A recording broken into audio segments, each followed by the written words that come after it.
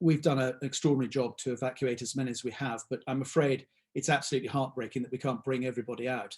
And I think that point's been made very strongly, certainly by the defence sector and others over the last 10 days or so. Personally, I've probably had over 100 messages from different Afghans who I know in my long association with the country. And many of those friends of mine won't make it out. And for me, you know, not a day passes without me having a bit of a tear in my eye about all of that. I mean, you know, the UK will continue to welcome those sorts of people. We should be pretty clear of that. And I think our government has made that very clear. If they are able to get out post this evacuation, if you like, the sort of second phase of it, they will always be welcome if they need to come. Withdrawal, and therefore with it evacuation, is I think generally regarded as the hardest phase of any of the phases of war for us as military people. And the reason it's so difficult is you don't really have the initiative.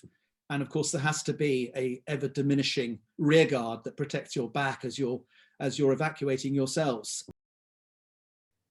Well, I mean, it's been very difficult. I mean, we've known since 2014 of the challenge in Afghanistan of IS Khorasan province, as it's called, or ISKP, an offshoot of ISIS more broadly, and of course Daesh. And we've known they're out there. And of course, you know, they want to get in on the back of what's happened over the last 3 or 4 weeks.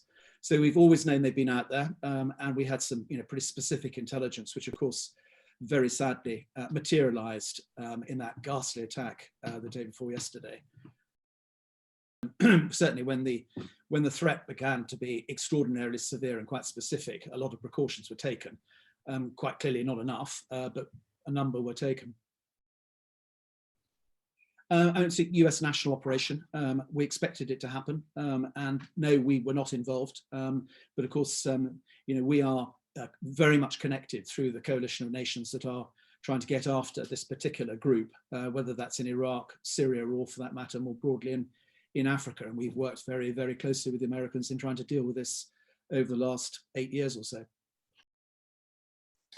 I mean, I think we all know that one of the great challenges we may have in Afghanistan hereafter will be the threat from terrorism.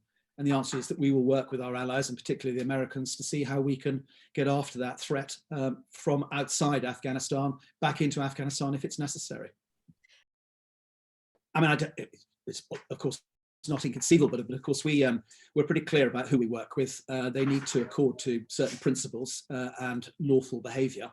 If the Taliban are able to demonstrate that they can behave in the way that a normal government would behave in relation to the terrorist threat, then we may well discover that we operate together. But so I think the bottom line is we need to see what they do and judge them by that.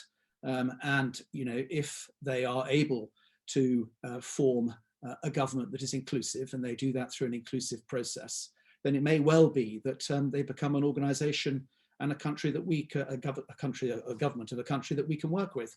So I think it's slightly wait and see, but you know, with a healthy degree of scepticism, because of course a lot of the actions that we're seeing at the moment don't necessarily accord with the fine words that the political commission has been espousing.